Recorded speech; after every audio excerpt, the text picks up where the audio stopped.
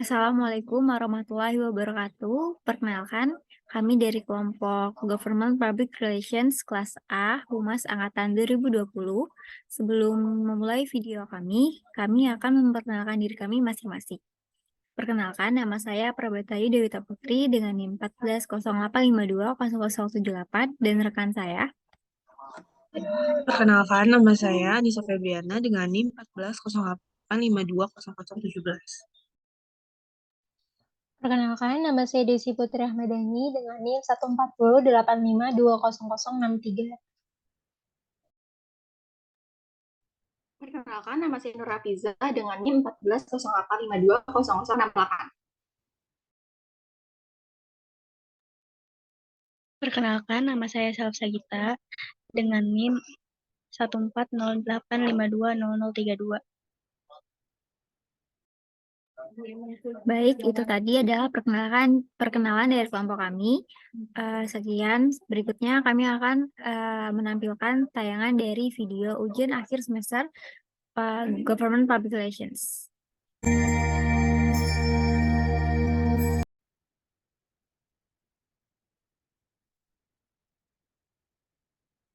Selamat siang semuanya.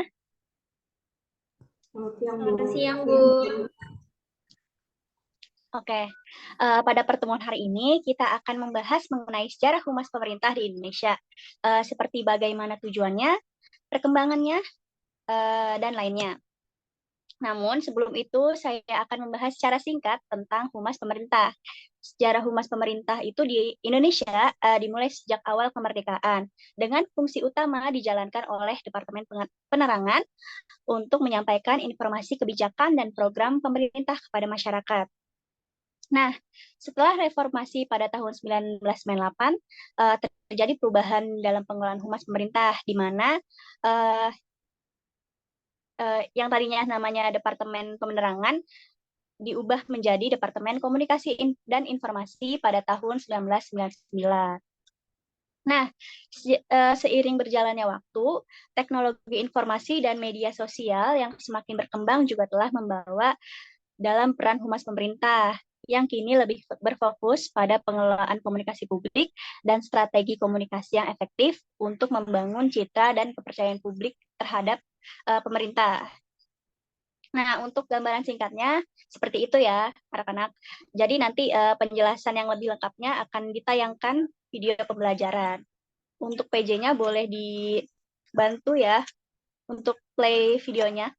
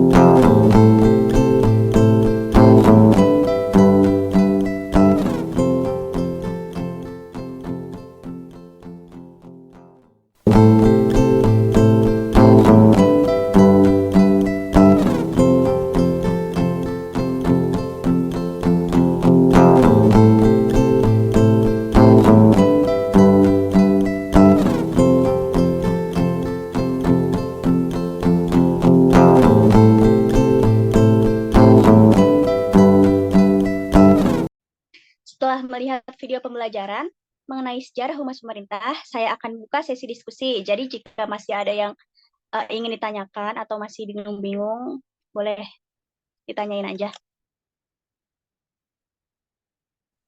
Bu, saya izin untuk bertanya mengenai Boleh. bagaimana transformasi Departemen Penerangan menjadi Departemen Komunikasi dan Informasi pada tahun 1999 dapat mempengaruhi pengaruh humas pemerintah di Indonesia.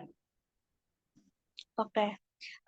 Untuk pergantian Departemen Penerangan menjadi Departemen Komunikasi dan Informasi pada tahun 1999 itu membawa perubahan yang signifikan dalam pengelolaan humas pemerintah di Indonesia.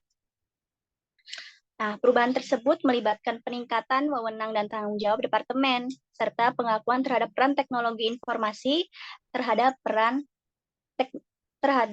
peran teknologi informasi dalam pengelolaan komunikasi publik dan memperkuat hubungan antara pemerintah dan masyarakat. Apakah sudah jelas jawabannya? Baik, Bu, sudah jelas. Terima kasih. Oke. Ada lagi yang ingin bertanya? Saya izin bertanya, Bu. Silakan. Baik, saya izin bertanya. Setelah kemerdekaan untuk membangun humas di Indonesia pastinya bukan hal yang mudah. Lalu, apa upaya yang dilakukan Indonesia dalam mewujudkan atau membangun humas pemerintahan di Indonesia agar semakin berkembang? Ya, benar yang dibilang Anissa tadi. Memang bukan hal yang mudah ya untuk membangun humas pemerintah, apalagi di negara yang baru saja merdeka gitu. Namun, menurut Alwi Dahlan, pemerintah penerangan pada saat itu, pada era Presiden Soeharto, sangatlah penting untuk negara yang baru merdeka agar dikenal di arena internasional dan agar kelahirannya juga mendapatkan pengakuan gitu kan.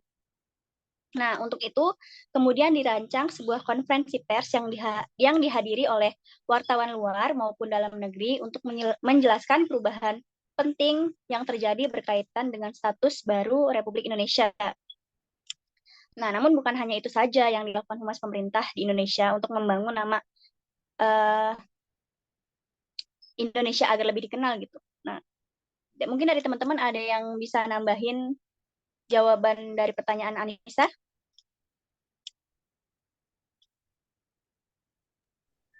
Saya, Bu. Boleh. Silakan. Sependek pengetahuan saya, Bu, waktu itu untuk memperoleh simpati internasional, Indonesia juga melakukan usaha lain, yaitu membantu India dengan mengirimkan beras ke India.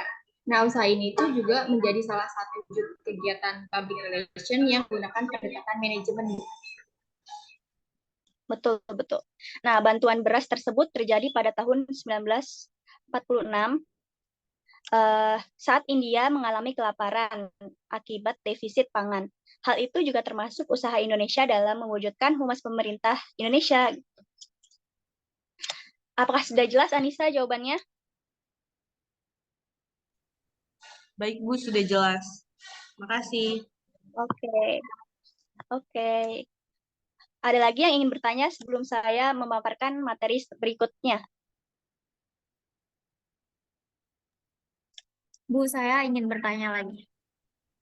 Boleh. Apakah ada organisasi atau lembaga resmi yang bergerak di bidang humas atau menaungi pergerakan dari humas pemerintah pada saat itu, Bu? Beberapa tahun setelah kemerdekaan itu ada. Nah, pada saat itu juga ada Perhumas atau Perhimpunan Hubungan Masyarakat yang dibentuk pada tahun 1972 sebagai usaha untuk meningkatkan profesionalisme pada praktisi humas di Indonesia. Nah, baik humas pemerintah maupun swasta. Selain itu juga ada Humas atau Badan Koordinasi Hubungan Masyarakat yang dibentuk pada tahun 1978. Nah, hampir seluruh departemen pemerintah dan juga perusahaan swasta sudah memiliki bagian humas pada struktur organisasi, tapi dengan penempatan yang sangat bervariasi gitu.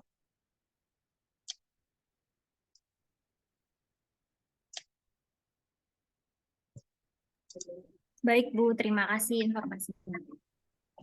Oke. Baik, jika sudah tidak ada lagi yang ingin ditanyakan, saya akan meringkas sedikit mengenai garis besar sejarah humas pemerintah di Indonesia. Untuk PJ boleh di-share screen lagi ya.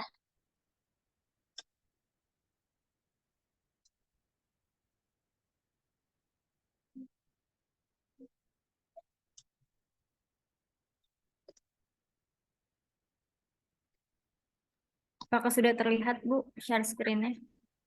Sudah.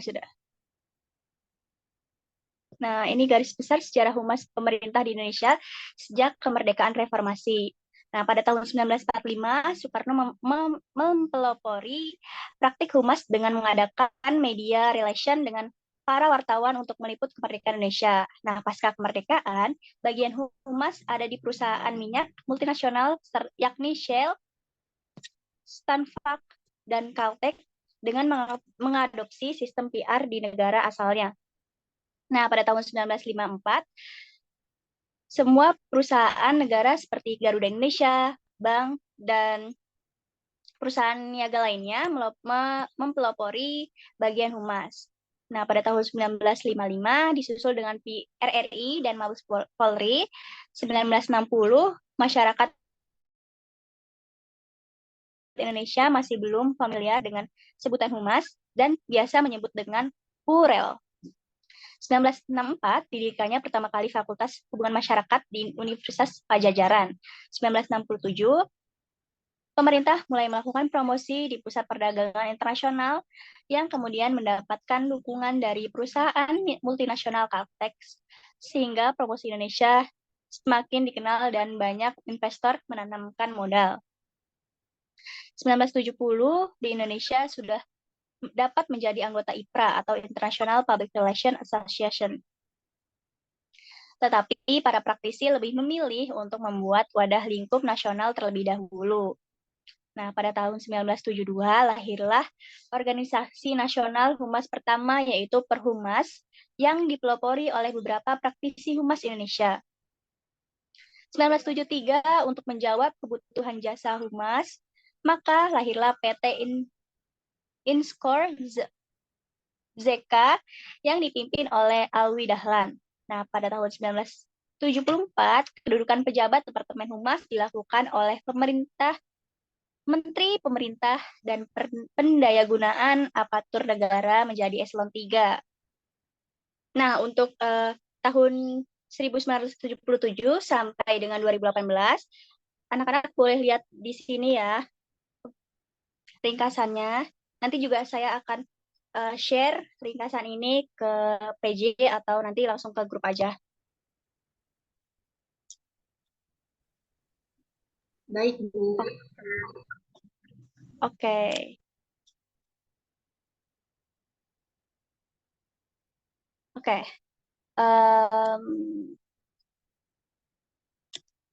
Dari materi yang baru saja saya sampaikan, apakah ada yang bisa menjelaskan tentang perbedaan antara humas pemerintah pada era pasca kemerdekaan dan era modern saat ini? Saya, Bu. Ya, boleh silakan Desi. Ya, jadi perbedaan antara humas pemerintah era pasca kemerdekaan dan era modern saat ini itu terletak pada perkembangan teknologi informasinya. Terus dari pergeseran model dari segi komunikasi publik, kemudian pada era kemerdekaan itu humas pemerintah itu lebih terfokus pada penyampaian informasi, kayak misalnya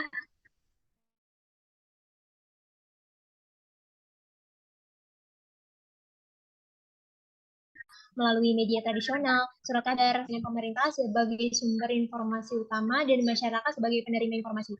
Kalau pada era modern saat ini itu perkembangan teknologi informasi dan media sosial telah mengubah aspek komunikasi publik. Jadi humas pemerintah harus beradaptasi dengan perubahan zaman. Biasanya mereka sekarang itu menggunakan platform digital, media sosial untuk menyebarkan informasinya, berinteraksi untuk masyarakat, terus kemudian juga merespon isu-isu yang berkembang dengan cepat. Selain itu, model komunikasi publik juga berubah. Humas pemerintah tidak hanya berfokus pada penyampaian informasi, tetapi juga pada membangun keterlibatan publik, transparansi, dan memperkuat hubungan dengan masyarakat. Jadi strategi komunikasi yang efektif itu melibatkan dua dialog dua arah maksudnya, terus mendengarkan masukan dari masyarakat dan memberikan respon yang cepat dan akurat. Terima kasih, Bu. Terima kasih ya Desi. Betul sekali apa yang dibilang Desi.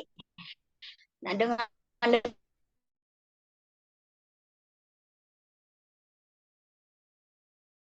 demikian, perbedaan antara humas pemerintah pada di media tradisional ke media digital, serta penekanan yang lebih besar pada keterlibatan publik dan transparansi dalam komunikasi pemerintah.